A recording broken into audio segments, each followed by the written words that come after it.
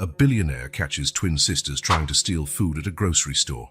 Touched by their situation, he leaves them in his mother's care. When he comes back from work, he finds one of the twins holding a photo that will change his life forever. The silence of the nearly empty grocery store was suddenly broken by the metallic sound of cans falling onto the floor. Michael Anderson, impeccable in his Armani suit, froze in the middle of the aisle. It was Sunday night, and he had only stopped by to pick up a bottle of wine for dinner with his mother, Margaret. "Grace, watch out!" A child's hushed whisper, tinged with panic, echoed through the aisle. Michael turned slowly, his blue eyes scanning the area. There, partially hidden behind a stack of canned peas, were two girls. Identical twins, he noticed, no more than 4 years old. One of them, the one who had apparently knocked over the cans, had her eyes wide with fear. The other, probably the one who had whispered, was frantically trying to gather the scattered items. "Hey," Michael called gently, taking a cautious step toward them. "Are you all right?" The girls froze like tiny deer caught in headlights. The one collecting the cans stood up quickly, positioning herself protectively in front of her sister. We didn't do anything," she stammered, her chin trembling slightly.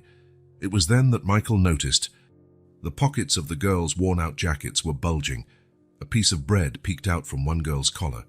His heart tightened as he realized these children, so small, were trying to steal food. "Are you two here by yourselves?" he asked gently, crouching down to their eye level. The girls exchanged nervous glances but remained silent. The one in front, the braver one, he noted, pressed her lips together, clearly reluctant to answer. "My name is Michael," he introduced himself, trying to offer a reassuring smile. "What are your names?" The brave girl hesitated, but then responded, "I'm Emma. This is my sister Grace." Grace, the one who had knocked over the cans, let out a muffled sob. Michael noticed her knee was slightly scraped and bleeding, likely hurt in the fall. "Grace is hurt," he observed gently. "Can I take a look?" Emma hesitated, then reluctantly nodded. Michael approached slowly, pulling a handkerchief from his pocket. "This might sting a little, okay?" he warned, carefully cleaning Grace's knee. The girl bit her lip, but didn't cry. While tending to the scrape, Michael noticed details he had missed at first glance. The worn-out shoes, the slightly dirty clothes, the hair in need of a good comb. These girls were clearly not receiving proper care. "Are you hungry?" he asked, though he already suspected the answer. Emma gave a hesitant nod, her eyes filling with unshed tears. The sight tore at Michael's heart. "It's all right," he assured them. "You're not in trouble. How about this? I'll buy you something to eat, and then we can talk for a bit. Sound good?" The twins looked at each other, having a silent exchange. Finally, Emma nodded. "Okay," she agreed. "But it has to be quick. We can't take too long." Michael guided the girls through the store, watching as they selected sandwiches, fruit and juice with a seriousness far beyond their years. Children this young shouldn't have to worry about what they'll eat. After paying for the groceries, including the items the girls had tried to steal, Michael took them to a bench outside the store.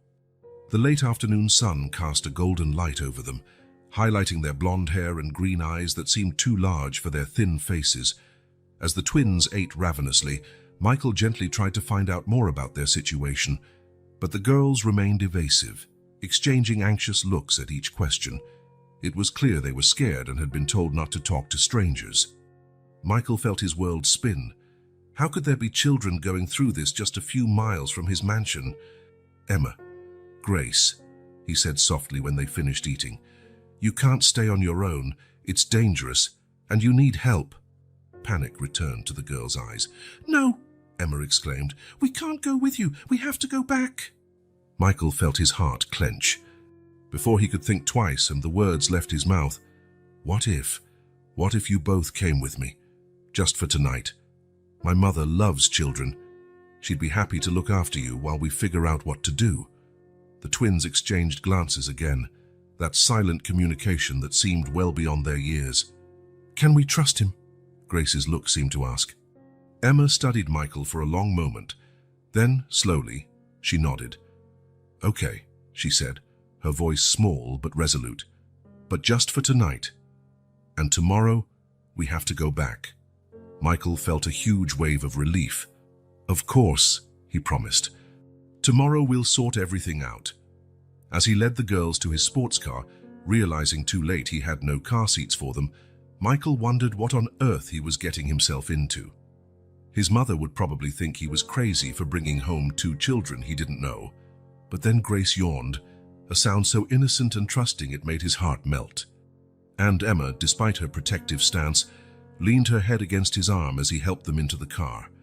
In that moment, Michael knew he had done the right thing.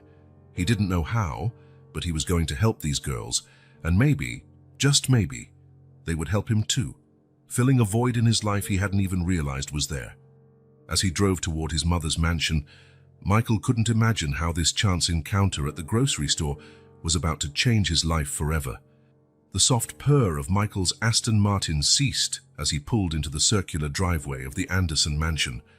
The porch light switched on automatically, illuminating the imposing facade of the house. In the back seat, Emma and Grace gazed wide-eyed, their small hands clasped together. "Wow," Grace whispered, her voice barely audible. "Is it a castle?" Michael couldn't hold back a smile. "Not exactly, but my mother sometimes acts like a queen." He had barely finished the sentence when the front door opened, revealing Margaret Anderson. At 55, she still had the elegant poise and sharp gaze that had made her one of the most respected socialites in the city. Her face, usually composed, twisted in confusion at the sight of Michael helping 2 disheveled girls out of the car. "Michael," she called, descending the front steps. "What's going on?" Michael took a deep breath, preparing to explain. "Mom, these are Emma and Grace. They need our help tonight." Margaret frowned, but then her gaze fell on the girls. The twins shrank slightly under her scrutiny, Grace hiding partly behind Emma. Something in the children's eyes must have moved Margaret, because her expression softened immediately. She knelt down, ignoring her expensive dress pressing against the gravel. "Hello, sweethearts," she said gently. "You must be cold. How about we go inside and have some hot chocolate?" Emma, ever the protector, hesitated. But Grace, enticed by the mention of hot chocolate, took a small step forward. "Will there be marshmallows?" she asked timidly. Margaret smiled, a genuine smile that lit up her face. "Of course, dear. As many marshmallows as you want." That seemed to break the ice. The girls followed Margaret inside, with Michael right behind them, carrying the small, worn-out bag that Grace had refused to let go of. In the spacious, immaculate kitchen, Margaret moved efficiently, preparing hot chocolate while Michael helped the girls climb onto the high stools at the counter. The rich, sweet aroma soon filled the air, making the twins' stomachs growl audibly. "Here you go," Margaret said, placing 2 steaming mugs in front of the girls. Each was topped with a generous handful of marshmallows. "Careful, it's hot." Emma and Grace picked up the mugs reverently, as though they were precious treasures. At the first sip, their eyes widened in delight. "This is the best chocolate in the world," Grace declared, already sporting a chocolate mustache above her upper lip. Margaret laughed, a soft, melodious sound that made the girls smile shyly. "I'm glad you like it. Now, how about a warm bath while I fix something for you to eat?" The twins exchanged apprehensive looks. We have to leave soon," Emma said, hesitant. Margaret frowned, casting a questioning glance at Michael. He gave a subtle gesture, indicating he would explain later. "Well, as long as you're here, let's make you comfortable, okay?" Margaret said gently. "I promise no one will make you do anything you don't want to." After a moment's hesitation, the girls agreed. Margaret led them upstairs to one of the many guest bathrooms. Michael followed, carrying clean towels and plush robes. "Oh, Grace," Margaret exclaimed softly upon seeing the girl's injured knee. "We'll take care of that after your bath, all right?" Grace nodded timidly, still clinging to her worn-out bag. "Sweetheart," Margaret said gently, "you can leave your bag out here while you bathe. I promise no one will touch it." Grace bit her lip, clearly reluctant. Emma stepped in. "It's okay, Grace," she whispered. "We can trust them." With one last hesitant glance, Grace handed the bag to Michael. He placed it carefully on a nearby chair, where the girls could see it through the slightly open bathroom door. While Margaret helped the twins with their bath, Michael went downstairs to the kitchen, his mind awhirl with questions. Who were these girls? Where were their parents? And what was in that little bag that was so important to Grace? Half an hour later, two clean and sweet-smelling girls wearing oversized t-shirts as nightgowns came down the stairs, hand in hand with Margaret. Their freshly washed and combed blonde hair shone under the soft light of the living room. "Look at you," Michael smiled. "You look like real little princesses." Grace giggled, her first giggle that he had heard. Emma, though still cautious, looked more at ease. Margaret guided them to the dining room table, where plates of mac and cheese, classic comfort food, awaited. The girls ate eagerly, displaying surprisingly polite manners for such young children. As they ate, Margaret and Michael exchanged glances. There were so many questions, so many worries. But they both knew this wasn't the time to push. After dinner, with the girls struggling to keep their eyes open, Margaret led them to one of the guest bedrooms. "You can stay here tonight," she said, helping them climb onto the large king-size bed. "If you need anything, just call." Grace grabbed Margaret's hand. Can you tell us a story?" The request caught Margaret by surprise, but her face lit up with a warm smile. "Of course, dear. How about Cinderella?" While Margaret told the story, her gentle voice filling the room, Michael watched from the doorway. He saw the exact moment the girls fell asleep, their small hands still clasped together. Margaret tiptoed out of the room, closing the door quietly behind her. She looked at Michael, her eyes reflecting a mix of concern and determination. "Now," she said softly, "you're going to tell me exactly what's going on." Michael nodded, guiding his mother back to the living room. As they sat down, his eyes fell on Grace's worn bag, still untouched on the chair where he had left it. Whatever story lay behind these girls, Michael knew his life would never be the same. And somehow, looking at his mother, he knew she felt the same way. The little bag's mystery would have to wait. For now, two small souls were counting on them for safety. And the Andersons had no intention of letting them down. The sun had barely risen when Michael Anderson quietly slipped out of the mansion. He cast one last glance at the window of the room where Emma and Grace slept, his heart heavy at the decision to leave Auntie, even temporarily. Margaret had promised to take care of the girls and try to learn more about their situation. The workday passed in a blur. Michael found himself unable to focus on the meetings and spreadsheets that normally consumed his attention. His thoughts kept returning to the two little blondes who had so unexpectedly entered his life. By the time he managed to leave the office, it was already past 7 in the evening. Michael drove home faster than usual, eager to see how the girls were doing. The mansion was strangely quiet when he entered, slipping off his shoes to keep silent. Soft voices drifted from the library. Michael approached quietly, stopping at the entrance. The scene before him made him freeze. Emma and Grace were sitting on the plush carpet, surrounded by children's books. Margaret was kneeling beside them, helping Grace hold one of the larger books. But it was what Emma was holding in her small hands that made Michael's heart stop. It was a photograph. A photo of a radiant young woman, smiling broadly as she held two newborn babies. Sarah. Michael's world began to spin. He recognized that face, that smile. Sarah Miller. His high school sweetheart, the girl who had been his best friend and first true love. "Michael!" Margaret's voice pulled him out of his stupor. All three turned to him, surprised by his silent arrival. Michael took a hesitant step into the library, his eyes locked on the photo in Emma's hands. That's Sarah," he said, his voice barely above a whisper. Emma clutched the photo to her chest, her eyes widening. Grace edged closer to her sister, protectively. Michael knelt slowly, trying not to frighten the girls. Do you know Sarah?" he asked, his voice trembling slightly. Emma and Grace exchanged looks, another silent exchange. It was Grace who finally spoke, her voice small but firm. "She's our mum." Michael's world seemed to collapse. Sarah, a mother, twins.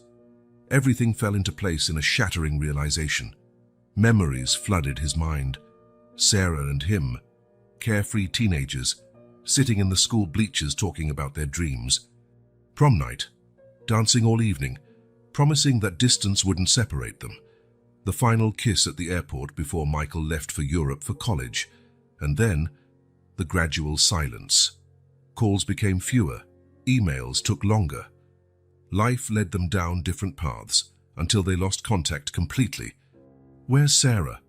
The words left his mouth before he could stop them, tinged with urgent desperation that surprised even him. The silence that followed was deafening. Emma hugged the photo tighter, burying her face in it.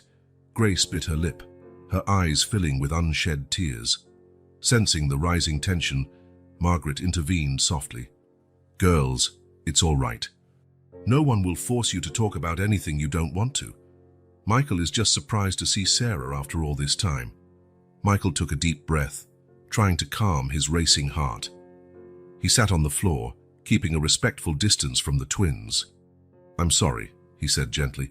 "I didn't mean to scare you, it's just, I knew Sarah a long time ago." "We were very close." Grace lifted her face, her green eyes so like Sarah's, studying Michael curiously. "You were Mommy's friend?" Michael nodded, a sad smile forming on his lips. "Yes, I was. We went to high school together. She is a very special person." Emma, always protective, studied Michael carefully. "Why didn't you ever visit us before, if you were Mum's friend?" The innocent question hit Michael like a punch. I didn't know about you," he admitted. "Sarah and I lost touch a few years ago after I left to study abroad." Margaret, who had stayed silent, observing the exchange, finally spoke up. "Michael, maybe it's better if we discuss this privately." But Michael barely heard her. His mind whirled with possibilities, with questions. Sarah, a mother of twins. Sarah, whom he hadn't seen in over 5 years. What had happened?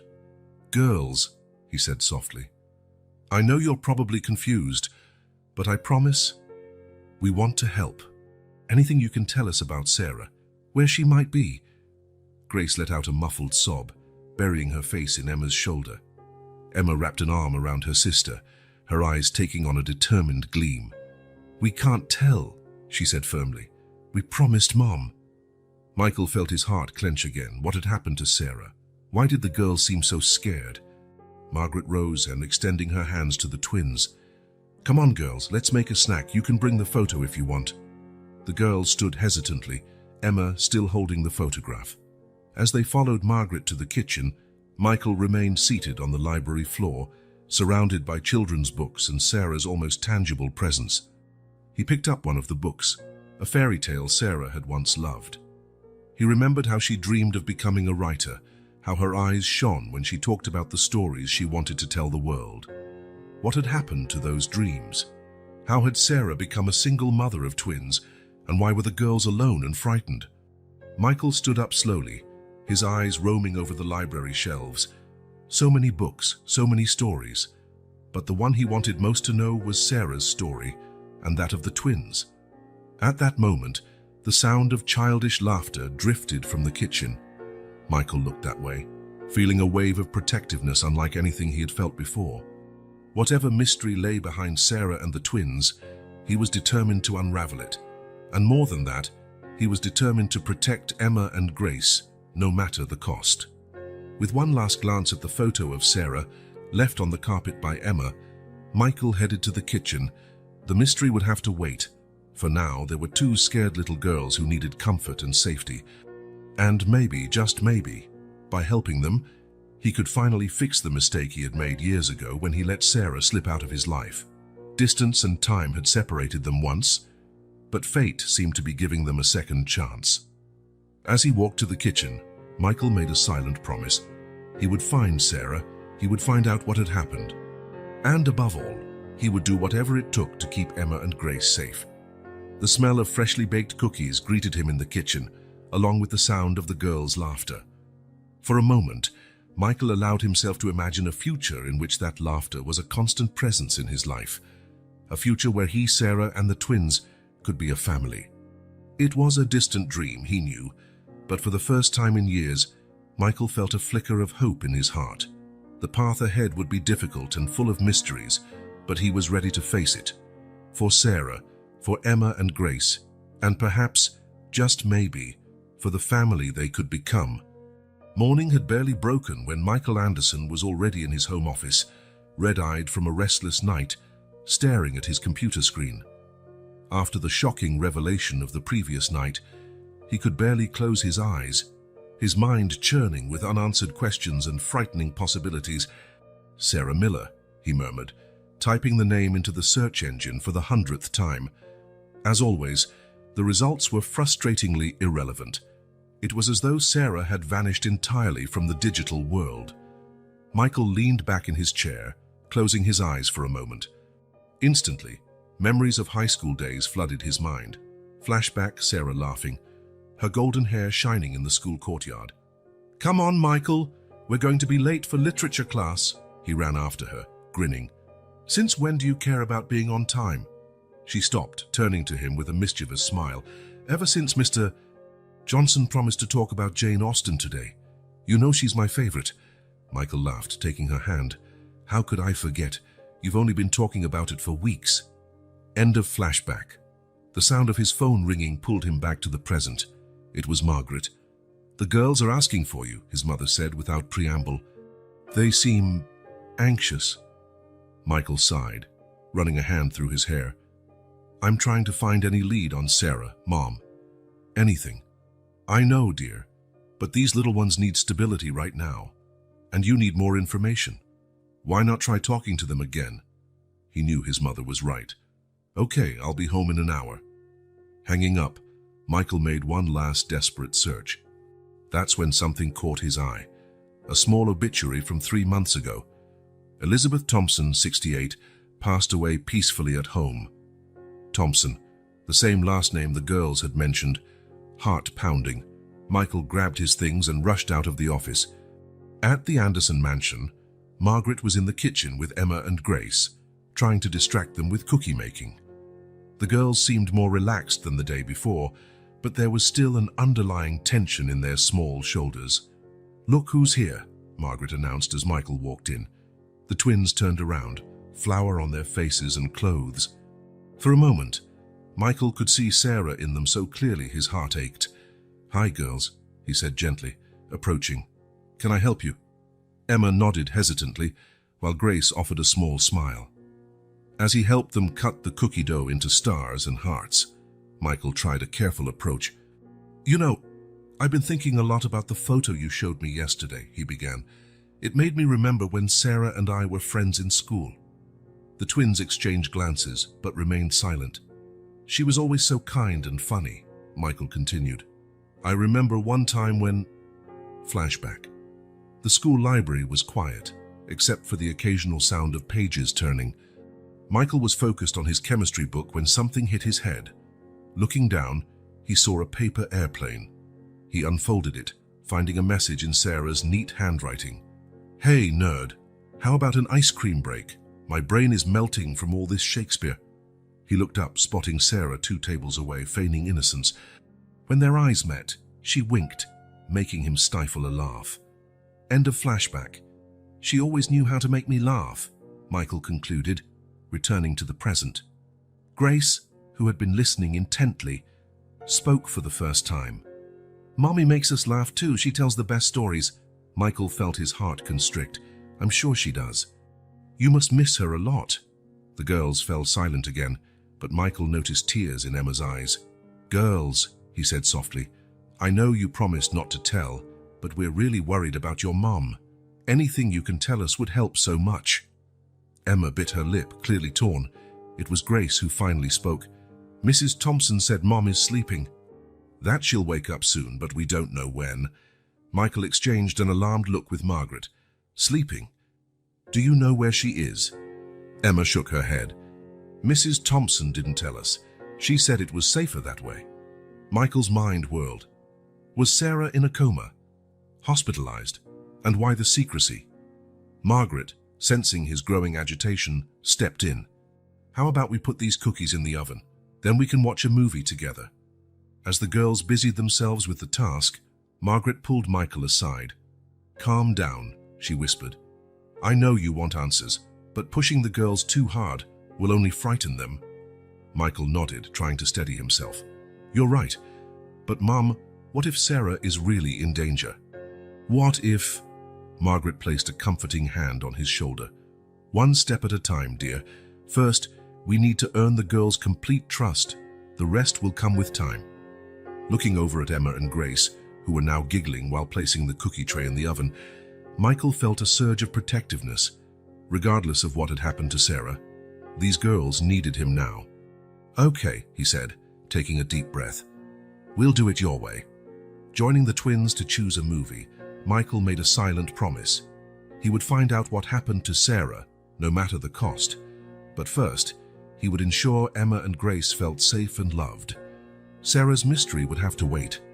For now, there were cookies to bake, movies to watch, and most importantly, 2 young lives to protect. The social services office was a sober place, with beige walls and artificial plants vainly attempting to add some life. Michael Anderson shifted in the uncomfortable chair, his gaze fixed on the closed door in front of him. After days of fruitless searching, he had finally managed to set up a meeting with Elizabeth Thompson, the social worker handling Sarah Miller's case.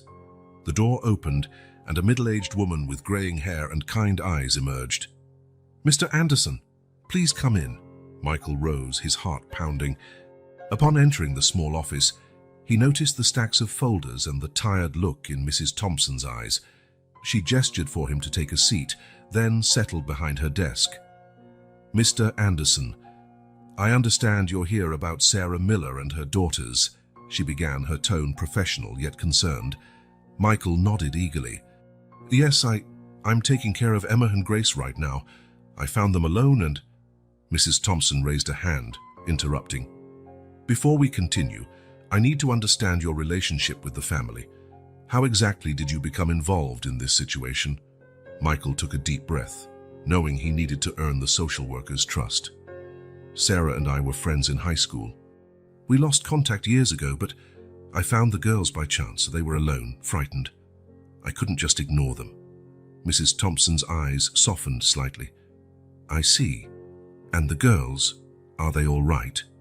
"Yes," Michael assured her. "They're safe with my mother." "But Mrs. Thompson, please, I need to know what happened to Sarah." The social worker let out a long sigh, appearing to weigh her options. At last, she spoke. "Mr. Anderson, normally, I wouldn't be able to share this information, but given the circumstances, Sarah is currently in the ICU at Central Hospital." Michael's world seemed to stop. "In the ICU? What happened?" "There was a car accident about 2 weeks ago," Mrs. Thompson explained quietly.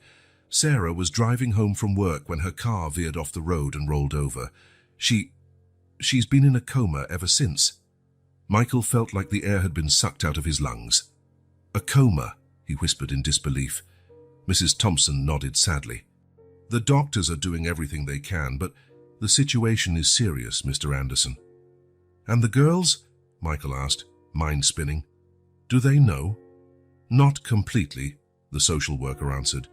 "We've tried to shield them from the full truth, given their age. They know their mother is asleep in the hospital, but they don't understand the gravity of it." Michael ran a hand through his hair, feeling the weight of responsibility on his shoulders. "Why were they alone when I found them? Wasn't anyone caring for them?" Mrs. Thompson looked uncomfortable. "There were complications. The neighbor who was looking after them fell ill suddenly, and before we could step in and, well, the girls were alone for a short time." "I see," Michael murmured, though 1,000 questions still whirled in his mind. "Mr. Anderson," Mrs. Thompson said, leaning forward, "now that you're involved, I need to know your intentions. These girls need stability and care." Michael met her gaze firmly, his voice resolute as he replied, "I'm going to take care of them. I'll be there for Sarah. I'll do whatever it takes to keep this family safe and together." Mrs. Thompson studied him for a long moment before nodding slowly. "Very well, I'll need to do a home visit, evaluate the situation. But for now, Easton, it seems the girls are in good hands." When Michael left the office minutes later, his mind was in turmoil. Sarah, in a coma. The girls, scared and confused.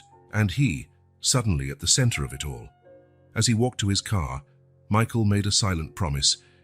He would be there for Emma and Grace, giving them all the love and security he could. and he would do everything in his power to bring Sarah back. The sun dipped below the horizon, casting long shadows across the city. Somewhere, in a hospital room, Sarah was fighting to return to her daughters, and Michael vowed that when she woke, she would find her entire family safe and waiting for her. With renewed determination, he started the car. His next destination was Central Hospital. It was time to see Sarah and begin unraveling the mystery behind her accident. The antiseptic smell of Central Hospital enveloped Michael as soon as he walked through the automatic doors. His heart pounded wildly in his chest, a mix of anxiety and fear of what he was about to face. Mrs. Thompson's words still echoed in his mind. Sarah in a coma, fighting for her life. With hesitant steps, he approached the reception desk. "Sarah Miller," he said shakily. "I'm here to see Sarah Miller." The receptionist typed something into her computer. "Room 307, third floor," she informed him, her eyes softening at the anxious look on his face. "She's in the ICU. Only family members are allowed." Michael swallowed hard. I'm the father of her daughters," he lied, guilt instantly gnawing at him. But he needed to see Sarah. He had to know. The elevator felt painfully slow. When the doors finally opened on the third floor, Michael felt as if he was stepping into another world. The silence was broken only by the steady beeping of monitors and the hushed tones of distant conversations. Room 307. Michael paused outside the door, his heart nearly leaping out of his chest. Through the small glass pane, he could see a motionless figure on the bed surrounded by machines. Taking a deep breath, he stepped inside.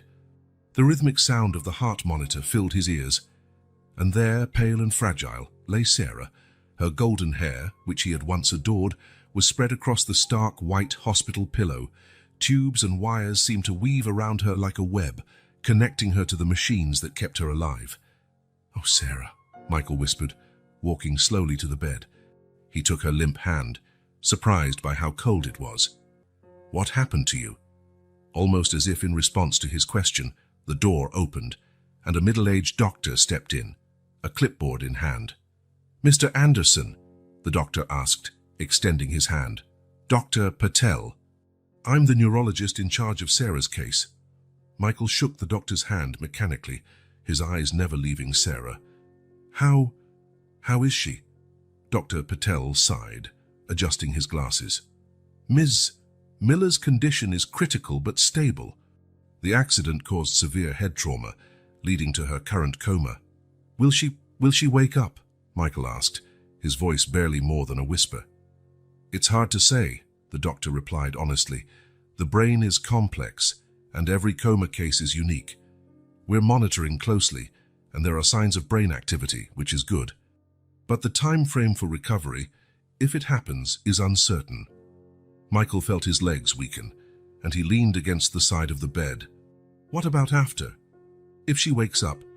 "When she wakes," Dr. Patel corrected gently, "we'll have to assess.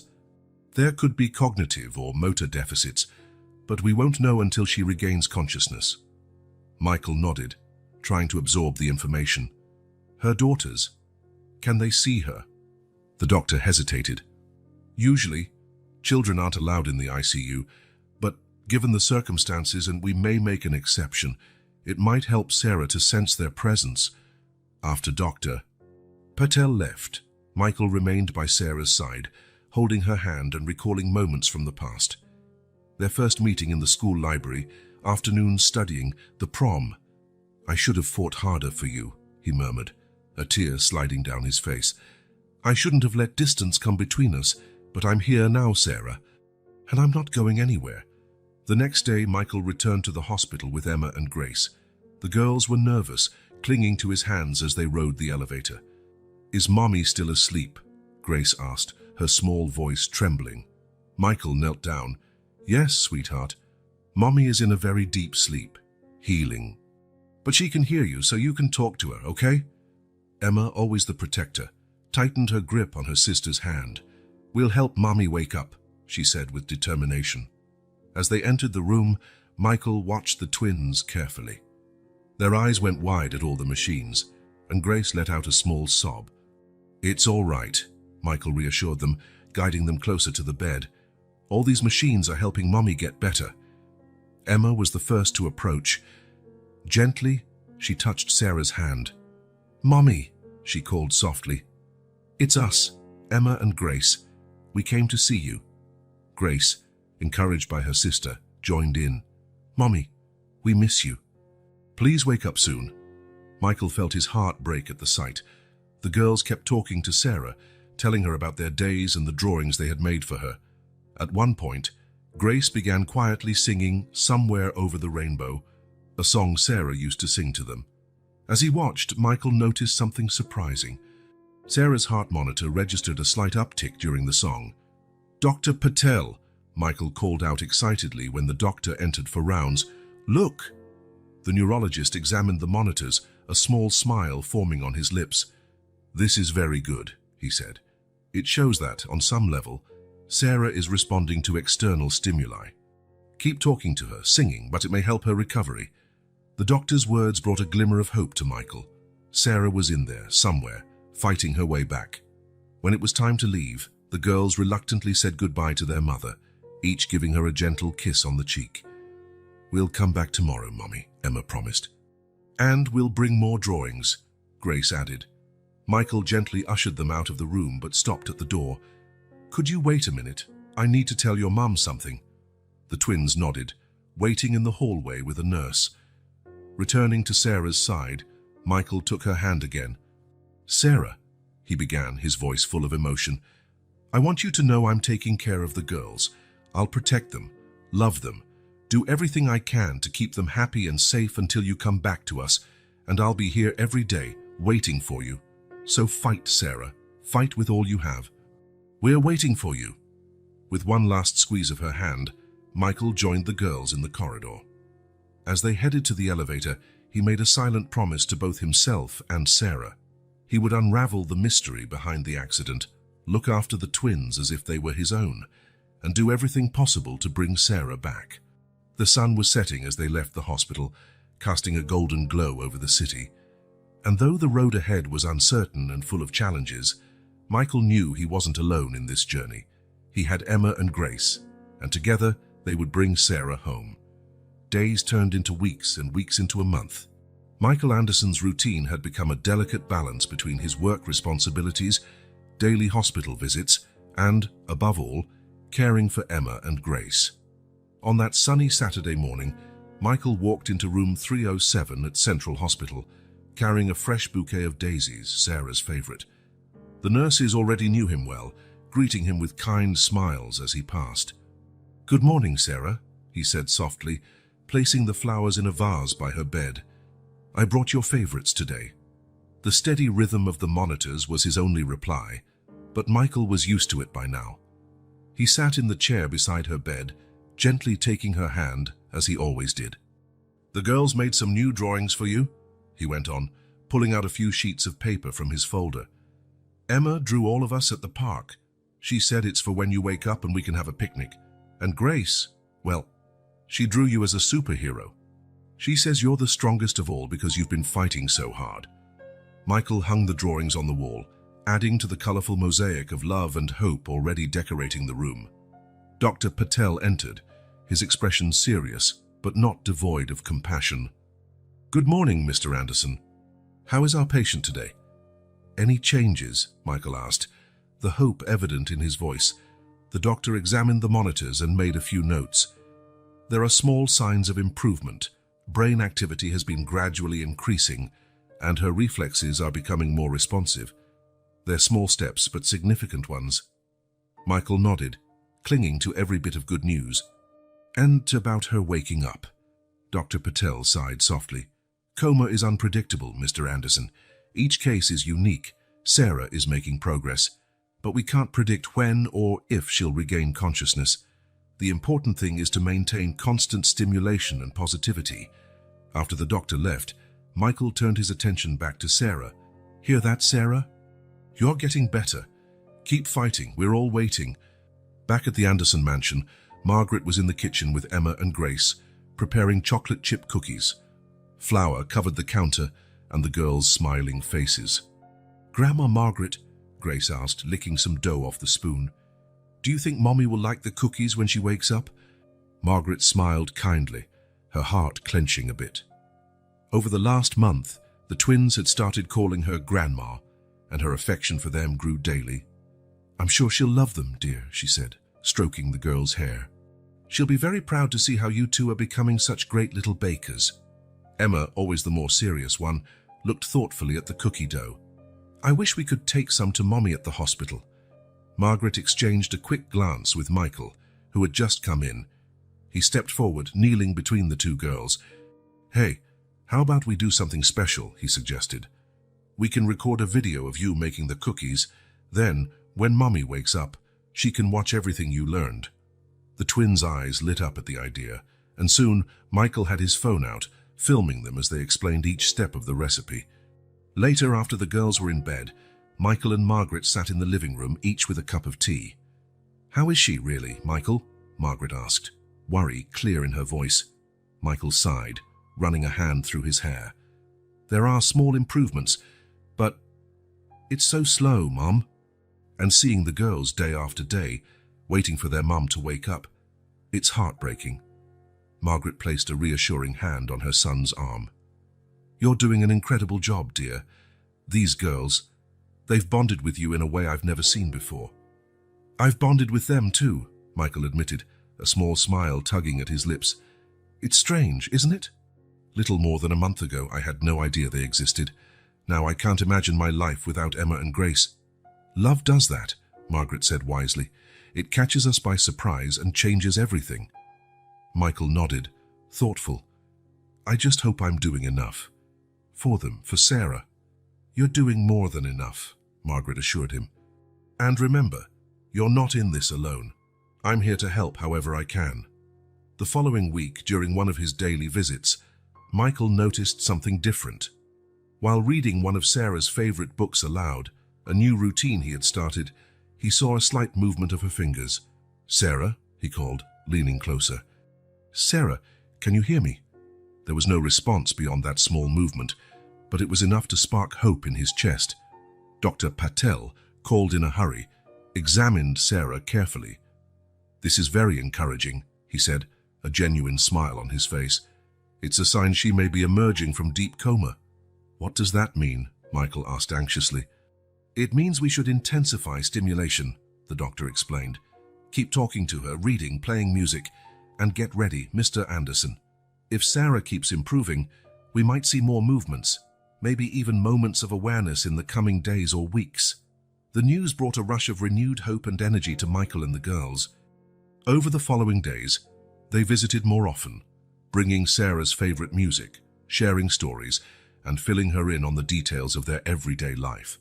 One afternoon, while Grace softly sang "Somewhere Over the Rainbow," they all saw Sarah's eyes move beneath her closed lids. "Mommy?" Emma called, her voice trembling with emotion. "Mommy, we're here." Although Sarah didn't fully awaken that day, the event marked a turning point. The medical team noted a significant increase in her brain activity, and the small movements, though still slight, became more frequent. That night, after putting the twins to bed, Michael returned to the hospital. Sitting by Sarah's side, he held her hand, feeling a renewed sense of purpose. "You're almost there, Sarah," he whispered. "Keep fighting. The girls are waiting for you. I'm waiting for you. And when you wake up, I promise we'll all be here, ready to bring you home." The gentle squeeze he felt on his hand might have been his imagination, but to Michael, it was a sign. A sign that no matter how long or hard the journey, Sarah was fighting her way back. And he would be there every step, fighting right alongside her. Morning light filtered through the blinds of the hospital room, creating dancing patterns on the white walls. Michael sat in his usual chair by Sarah's bed, flipping aimlessly through a magazine while waiting for the twins and Margaret to arrive for their daily visit. That was when he heard it. A soft sigh, different from the mechanical breathing he was used to. His eyes flew to Sarah's face and his heart nearly stopped. Her eyes were open. "Sarah," he whispered, scarcely daring to believe it. She blinked slowly, her green eyes so much like Grace's, struggling to focus. Her mouth moved, trying to form words. Michael quickly grabbed a cup of water with a straw, helping her drink a few sips. "Easy," he murmured, Don't try to speak yet, I'll call the doctor. Minutes later, the room was bustling with activity. Dr. Patel and a team of nurses performed a series of tests while Michael watched anxiously from the corner. "Welcome back, Ms. Miller," Dr. Patel said with a warm smile. "You gave us quite a scare." Sarah looked around, confused, until her eyes settled on Michael. Recognition and surprise flickered across her face. Michael?" she managed, her voice raspy from disuse. He approached, tears threatening to spill from his eyes. "Yes, Sarah, it's me." The girls?" she asked, a sudden panic in her tone. "They're fine," Michael quickly assured her. "They're safe. My mother is bringing them for a visit soon." Relief washed over Sarah's face. Dr. Patel interjected kindly, "Ms. Miller, I know you have many questions, but we need to run some exams to assess your condition. Mr. Anderson, if you could give us a few minutes." Michael nodded, reluctant to leave Sarah's side, but understanding it was necessary. He stepped into the hallway, immediately calling Margaret to share the news of Sarah's awakening. When he was finally allowed back into the room, Sarah looked more alert, though still visibly exhausted.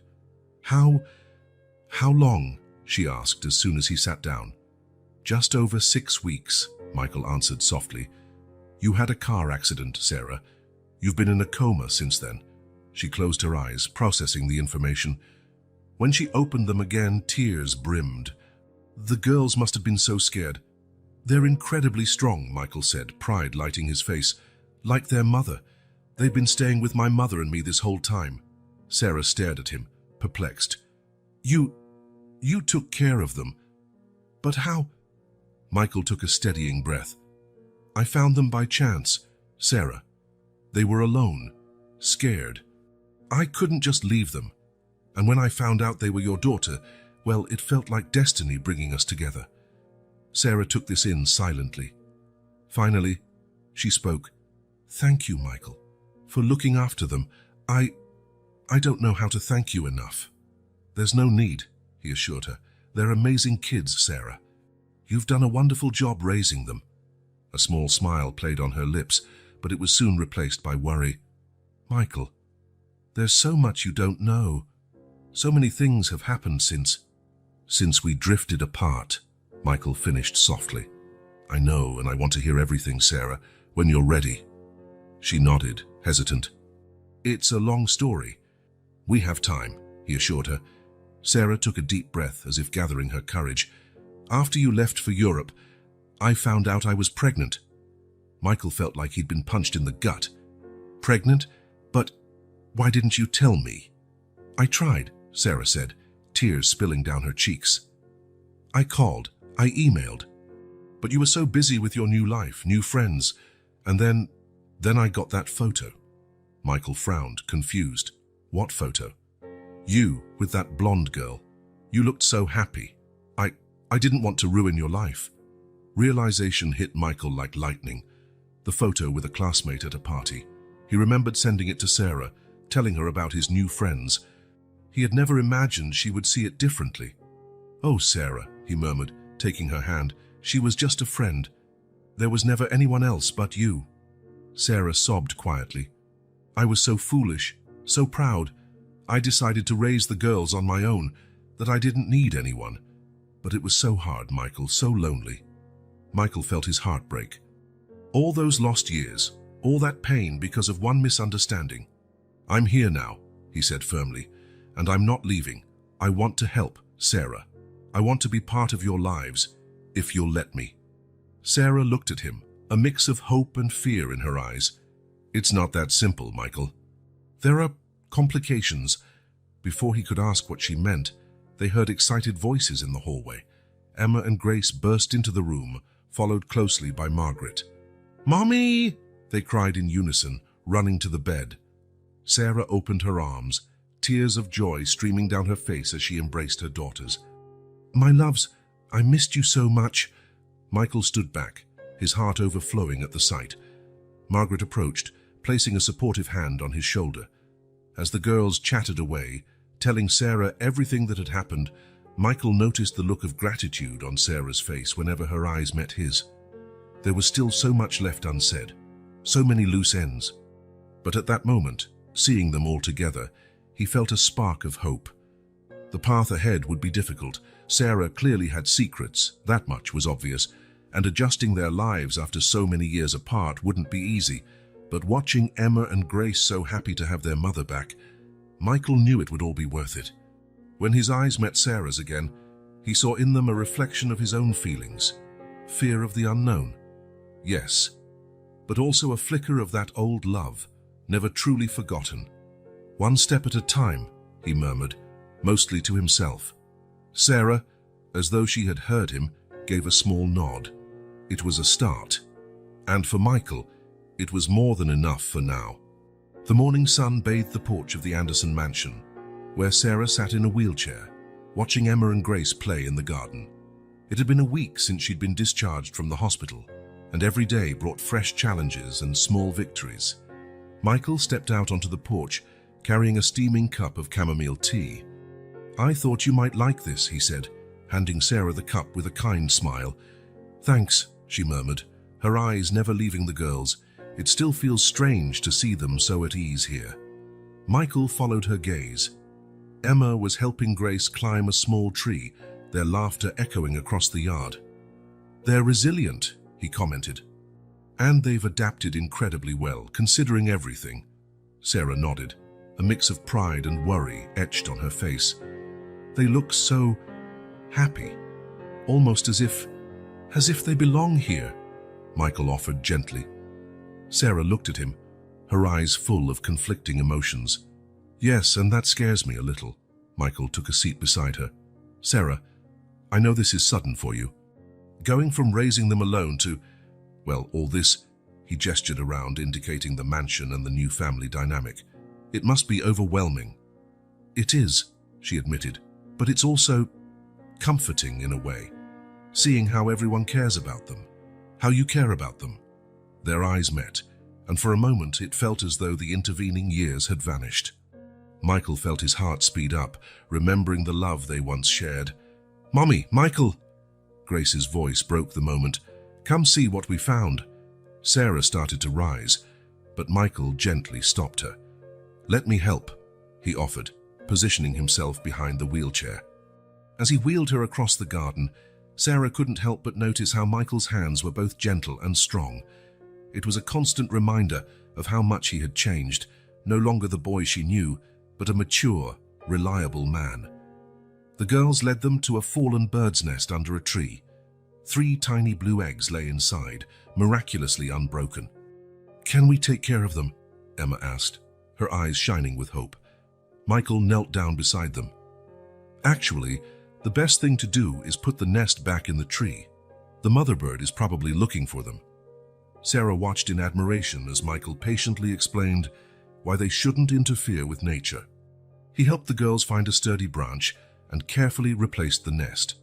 "Now we can watch from a distance," he suggested. "Maybe in a few days we'll see the chicks hatch." The girls agreed excitedly, already making plans for a watch post. Back on the porch, Sarah couldn't help but comment, "You're great with them." Michael blushed slightly. "They make it easy. They're incredible kids, Sarah. You've done an amazing job raising them." Sarah felt tears well up in her eyes.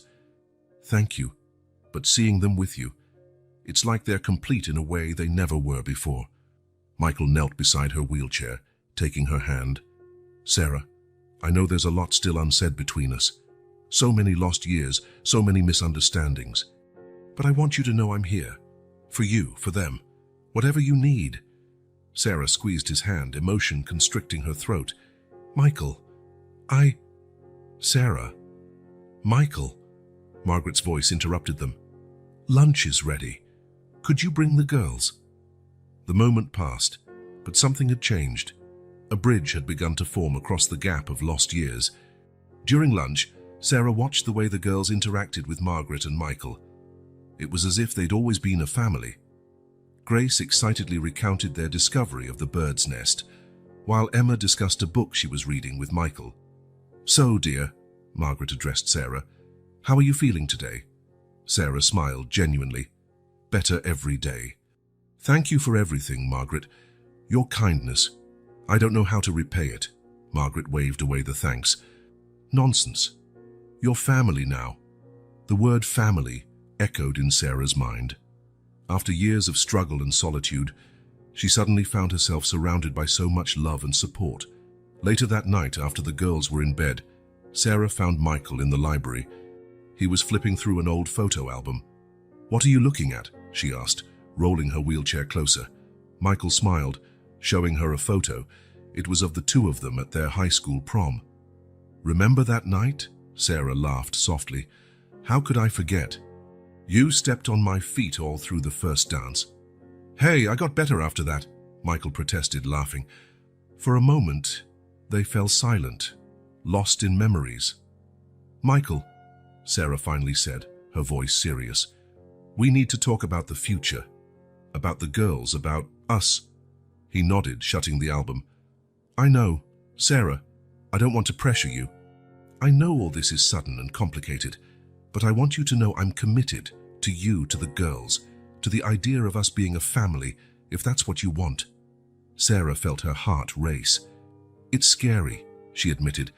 "For so long, it was just me and the girls. And now you have me and my mum," Michael finished softly. "I know it's a big change, but we can take it slow, one day at a time." Sarah lifted her hand, gently touching Michael's cheek. "You've always been patient with me," she murmured. Michael leaned into her touch. "And I always will be," he promised. In that moment, something shifted between them. The years apart, the hurts of the past, they all seemed less important compared to the possibility of a future together. "One day at a time," Sarah agreed, a small smile tugging at her lips.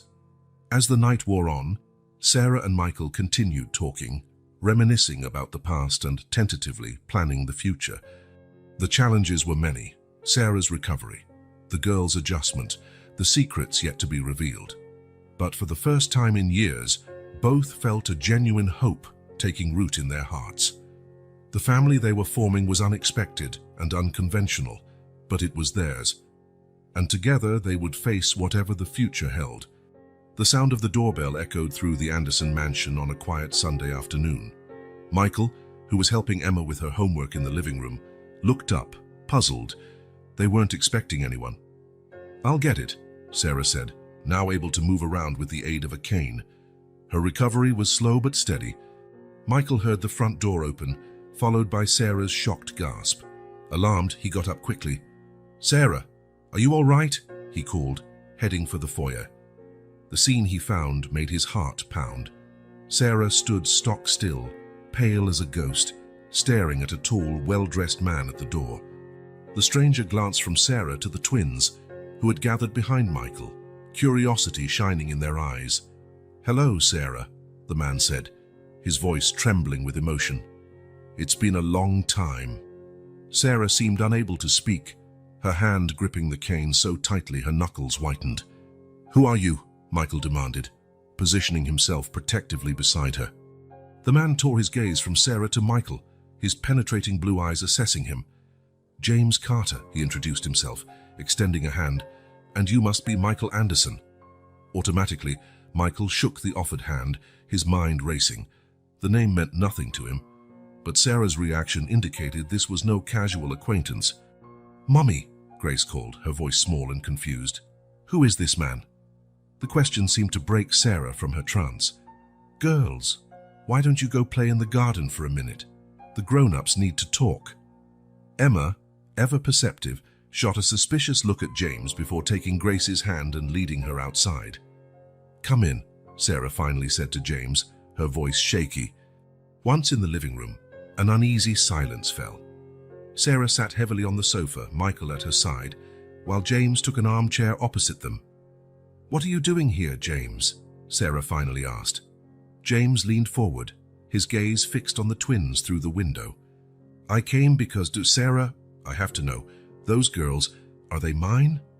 The question fell like a bombshell. Michael felt as though the ground had disappeared beneath his feet. "What?" he exclaimed, incredulous.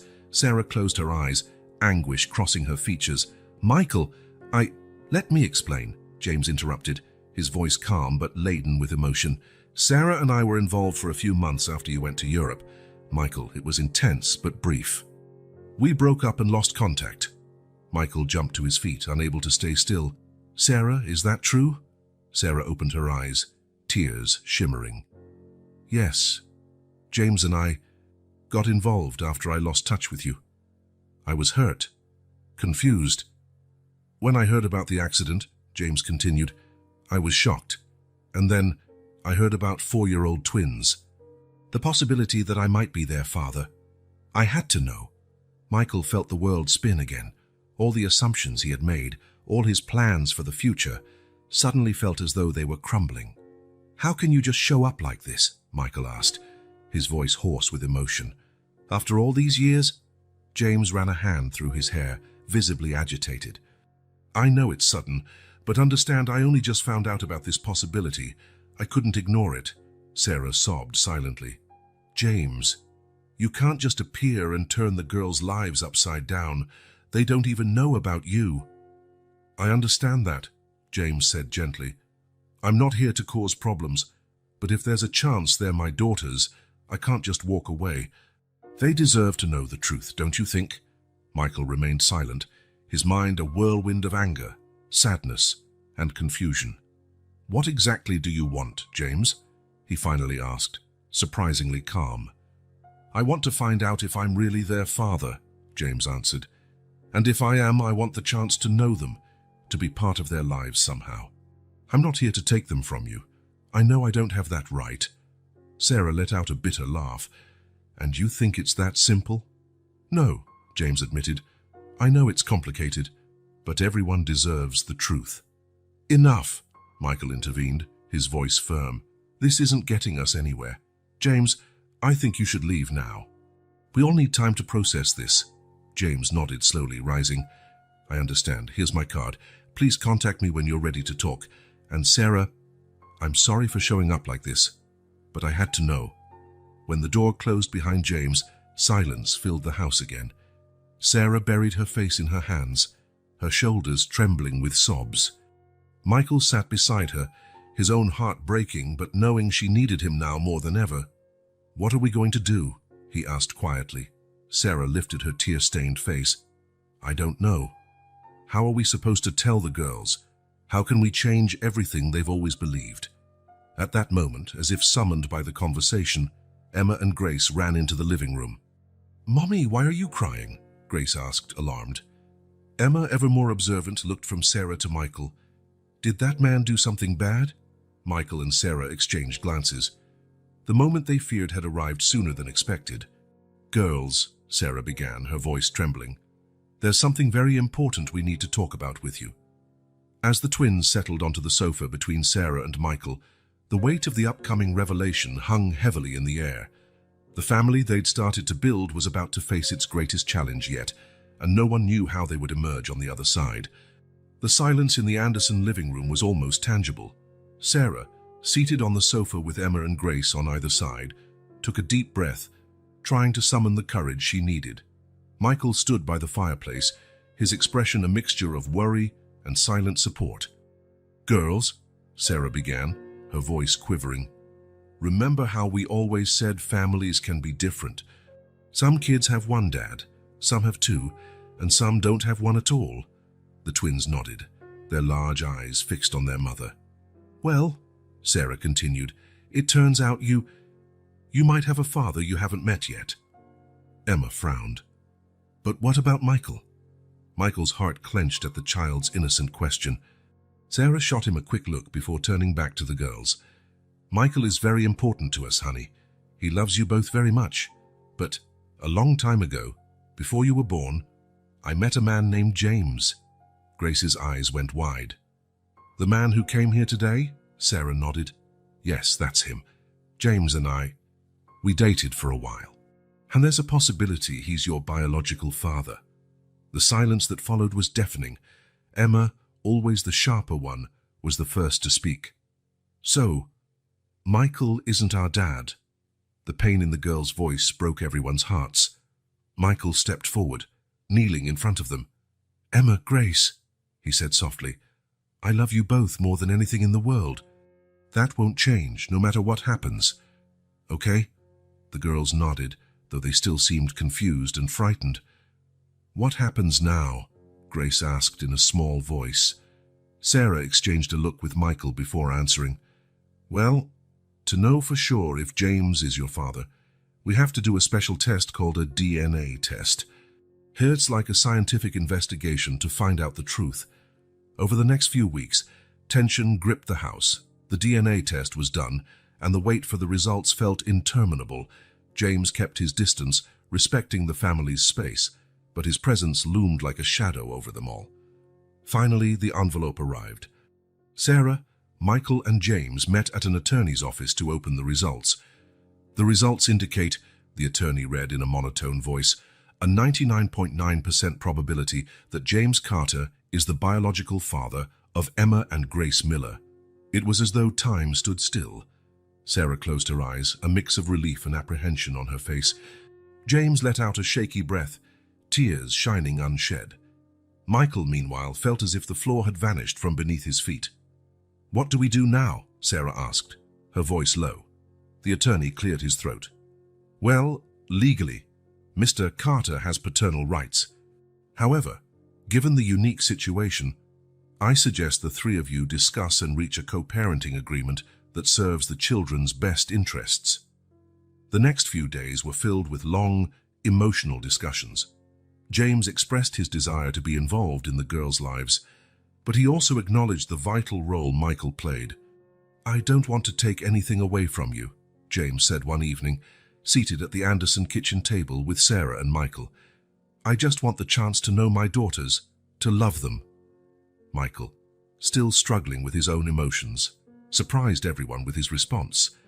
"The girls deserve to know about their origins, about you. But I want to make one thing clear. They are my daughters too in my heart. I'm not giving that up." Sarah squeezed Michael's hand, tears in her eyes. "We'd never ask you to." Slowly, a plan began to form. James would be gradually introduced into the girls' lives as a special family friend before the full truth was explained. Michael would remain central to their daily routines, with Sarah and James working together to create a healthy co-parenting environment. One evening, after the girls were in bed, Sarah found Michael on the porch, gazing thoughtfully at the stars. "What are you thinking about?" she asked softly, joining him. Michael was silent for a moment before responding. "How unpredictable life can be. A few months ago, I didn't even know I had daughters. Now I can't imagine my life without them. And yet everything changed again," Sarah finished for him. He nodded. "But you know something. Despite everything, I don't regret any of it. I love those girls, Sarah, and I love you." Sarah felt her heart skip a beat at his words. "Michael, He turned to face her, his eyes filled with determination. "I know we have a long road ahead. It'll be complicated. But I want you to know, I'm here. For you, for the girls. We'll face this together." Sarah felt warm tears spill over as she leaned in to hug him. Under the starry sky, they silently reaffirmed their commitment to each other and to the family they had formed. The future remained uncertain, full of challenges and adjustments, but with love, patience, and understanding, they would face each obstacle, one day at a time. The family they had. The months following James's revelation as the twins' biological father were an emotional roller coaster for everyone involved. The Anderson mansion, once a haven of newfound peace, now buzzed with nervous energy as everyone adapted to the new reality. On a sunny Saturday morning, Michael watched from the porch while James played tag in the yard with Emma and Grace. The girls' laughter filled the air, mingling with the excited shouts of, "Got you, Daddy James!" Michael felt a familiar pang of jealousy, but he took a deep breath, remembering the many therapy sessions he had attended, learning to cope with the situation. Sarah joined him, offering a cup of coffee. "You okay?" she asked softly, following his gaze. Michael nodded slowly. "I'm getting there. It's good to see the girls happy." Sarah smiled, taking his hand. "They're happy because of you too. You're just as important to them as James." Her words were a soothing balm to Michael's heart. In recent weeks, He had wrestled with feelings of inadequacy and fear of being replaced. But gradually, with Sarah's support and therapy, he began to see the situation through new eyes. James, for his part, was making an effort to integrate into the twins' lives respectfully and slowly. He started with short, supervised visits, always mindful not to overstep the boundaries that Sarah and Michael had set. One afternoon, after one such visit, James approached Michael in the study. "Got a minute?" he asked, hesitating slightly. Michael gestured to a chair, curious and a bit anxious. James sat, visibly nervous. "I just wanted to say thank you," he began, "for being so understanding, for letting me be part of the girls' lives. I know this hasn't been easy for you." Michael was taken aback by James's honesty. "It hasn't been easy for any of us," he admitted. "But the girls come first." James nodded earnestly. "Exactly. And I want you to know I deeply respect the role you have in their lives. I'm not here to replace you, Michael. I'm hoping we can, well, be partners in this somehow." The offer of partnership startled Michael. He studied James for a moment, seeing not a rival, but a man genuinely trying to do the right thing. "I think we can work on that," Michael finally replied, extending his hand.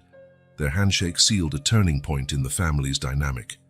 In the weeks that followed, a new routine emerged. James joined the family for dinner twice a week and spent one weekend day with the twins. Michael maintained his central role in their daily life, helping with homework, telling bedtime stories, and being the steadfast father figure he had always been. Emma and Grace, initially confused by the situation, began to adapt with the resilience typical of children. They loved the extra attention and the love they now received from all the adults in their lives. One night, as Michael tucked the girls into bed, Grace asked sleepily, "Michael, you're still our dad, right? Even with Daddy James?" Michael's heart swelled. "Of course, a princess. I'll always be your dad no matter what." From the other side of the bed, Emma added, "It's like we have two dads and a mum. We're really lucky, huh?" Michael smiled, kissing each of their foreheads. "Yes, you are, and we're very lucky to have you." Closing the door to their room, Michael found Sarah in the hallway, tears in her eyes. "Did you hear that?" he asked softly. Sarah nodded, hugging him. "They're right, you know, we're all so lucky." Downstairs, James was getting ready to leave after the family dinner. Michael walked him to the door, something that would have been unthinkable just a few months earlier. "Thanks for dinner," James said. "And for, well, for everything." Michael nodded. "The girls loved having you here. Maybe next weekend we can all go to the park together. They've been talking about paddle boats." James's smile lit up his face. "That would be great. Really great." When the door closed behind James, Michael felt a sense of peace he hadn't experienced in months. The situation was still far from perfect. There were doubts and insecurities, but they were making progress, adapting, growing together. Later that night, lying in bed beside Sarah, Michael reflected on the journey of the past few months. "You know," he said softly, "I never imagined my life would be like this. But I wouldn't change it." Sarah turned to him, her eyes shining in the dark. "Me neither. Thank you for being so amazing through all this, Michael. I don't know what we'd do without you." Michael pulled her closer, kissing her gently. "We're a family," he murmured. "Maybe not conventional, but a family. And together, we can face anything."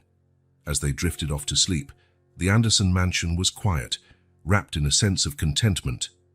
Upstairs, Emma and Grace slept peacefully, their dreams filled with paddle boats and picnics at the park, with both their dads and their mom. The journey of acceptance and growth was far from over, but the foundation of love, respect and understanding they had built promised a bright future for this unique and special family. Autumn had arrived in the city, painting the trees gold and red. In the Anderson mansion, the air crackled with anticipation and a certain nervous energy that radiated mostly from Michael. For weeks he had been planning this moment, discreetly consulting Margaret, James, X, and even the twins. The ring, a delicate piece of white gold with a single diamond, weighed in his pocket like a secret waiting to be revealed. Sarah had left early for a routine checkup, giving Michael the time he needed for final preparations. The twins, aware of the plan, could hardly contain their excitement.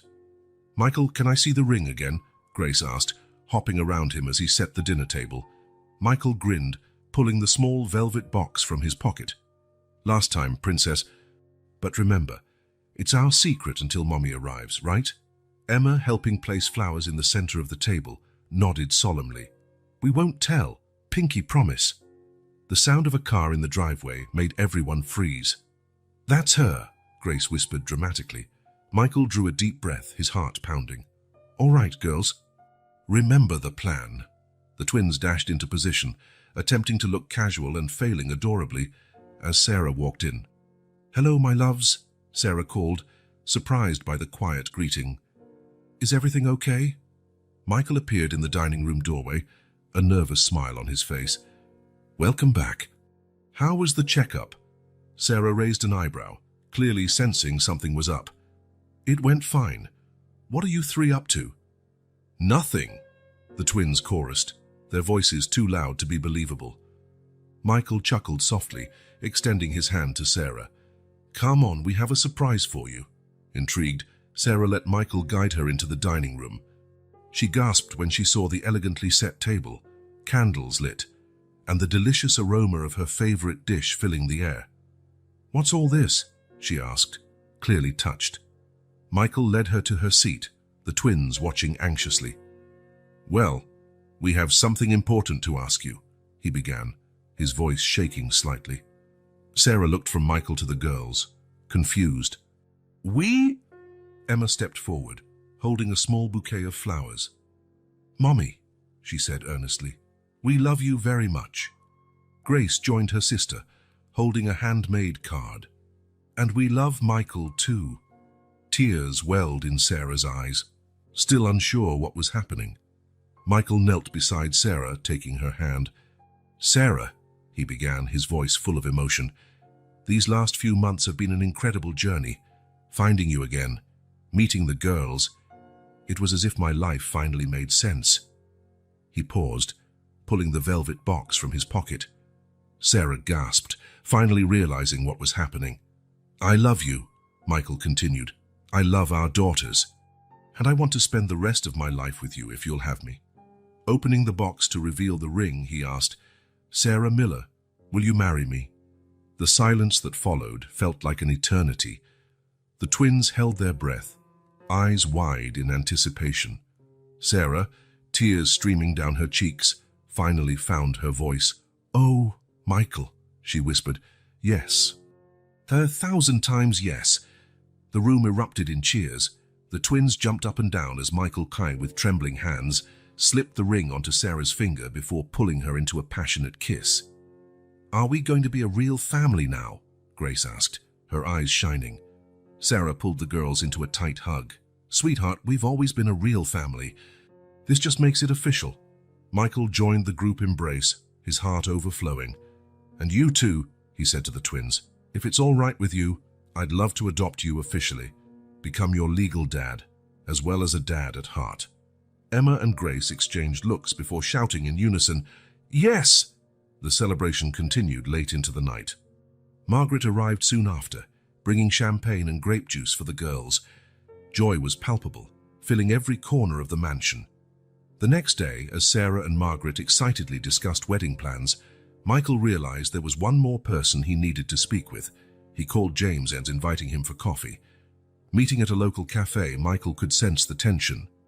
James looked apprehensive, clearly wondering why he'd been called. "So," James began, fiddling nervously with his cup, "what was so urgent?"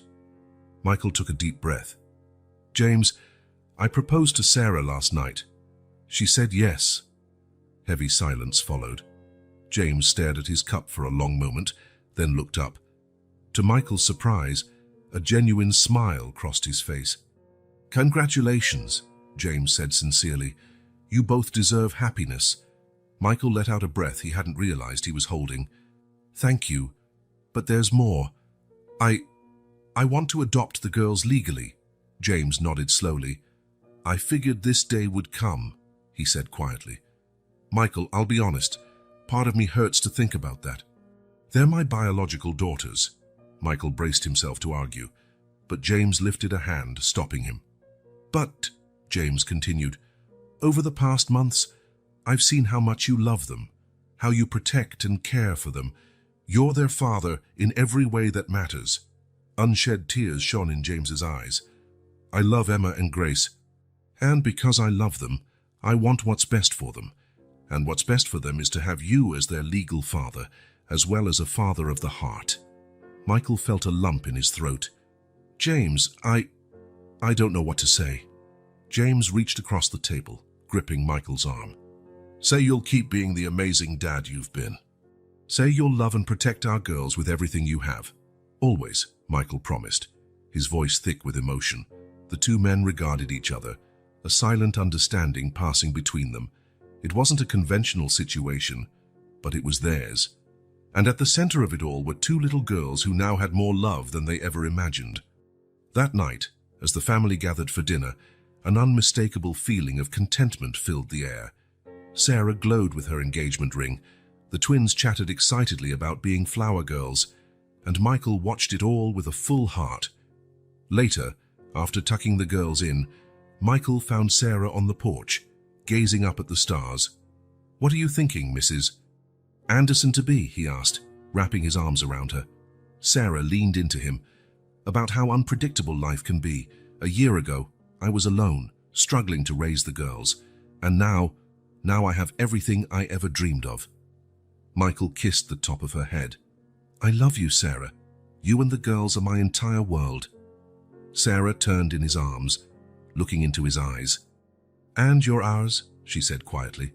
"Our family may not be conventional, but it's perfect for us." Sarah turned in his arms, looking into his eyes. "And you are ours. Our family might not be conventional, but it's perfect for us." As they kissed under the starry sky, Michael knew that no matter what the future held, they would face it together. With unconditional love as their foundation, their family could overcome any challenge. Morning dawned bright and radiant, as though the sky itself was celebrating Michael and Sarah's wedding day. The Anderson mansion was abuzz from the early hours, with decorators, florists, and planners scurrying around to put the finishing touches on the ceremony that would take place in the garden. In the master bedroom, Sarah sat before the mirror, watching Margaret arrange delicate white flowers in her hair. Her dress, an elegant yet simple lace design, flowed gracefully around her. "Are you nervous, dear?" Margaret asked, meeting Sarah's gaze in the reflection. Sarah smiled, a mixture of anxiety and joy shining in her eyes. "A bit, but mostly, I'm happy. It feels like everything is finally falling into place." A soft knock on the door interrupted them.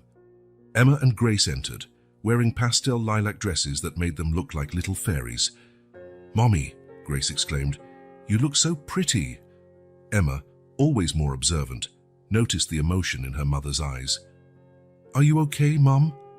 Sarah opened her arms, inviting the girls into a hug. "I'm just so happy to have you both here with us on such a special day." On the other side of the mansion, Michael was adjusting his tie for what felt like the 100th time, his reflection in the mirror revealing equal parts nerves and excitement. "Relax," came a voice from the doorway. James entered, already wearing his groomsman's suit. "You look great." Michael turned, gratitude in his smile.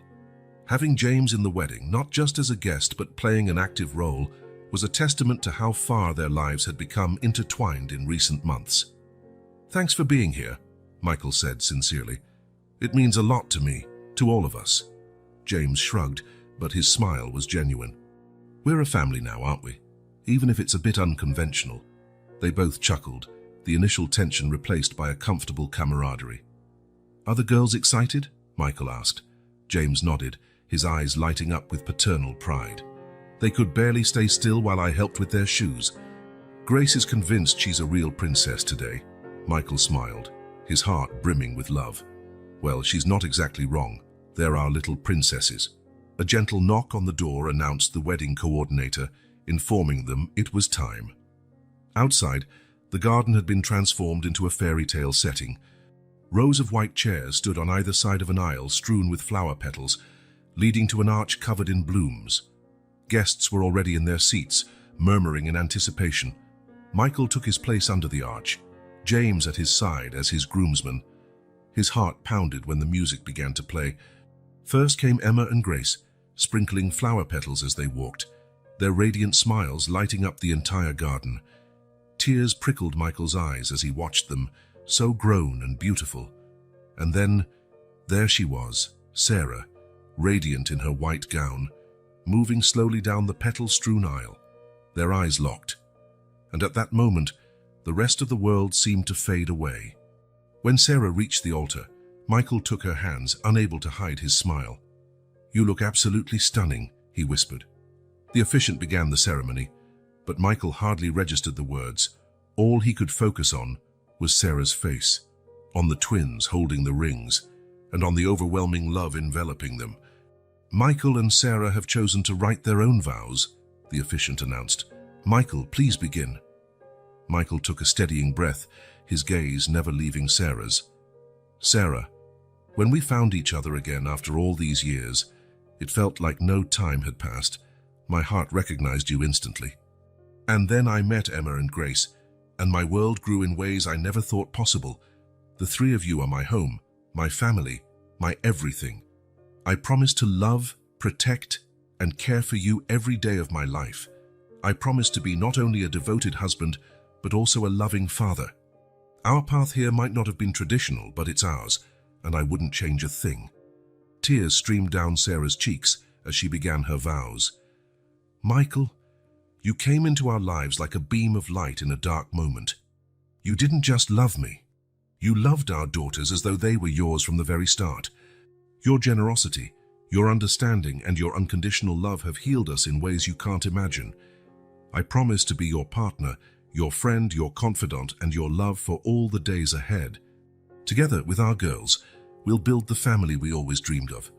There wasn't a dry eye in the garden when the officiant finally said, "By the power vested in me, I now pronounce you husband and wife. You may kiss the bride."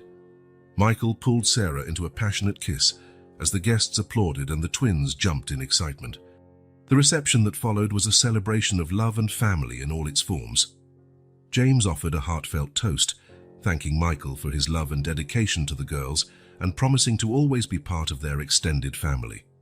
Margaret, tears in her eyes, embraced Sarah. "Welcome officially to the family, dear. Though to me, you've been my daughter for a long time." As the evening wore on, Michael noticed the photographer setting up for the official family photo. Smiling, he called James over. "Come on," he said. "You're part of this too." The photo captured a truly special moment.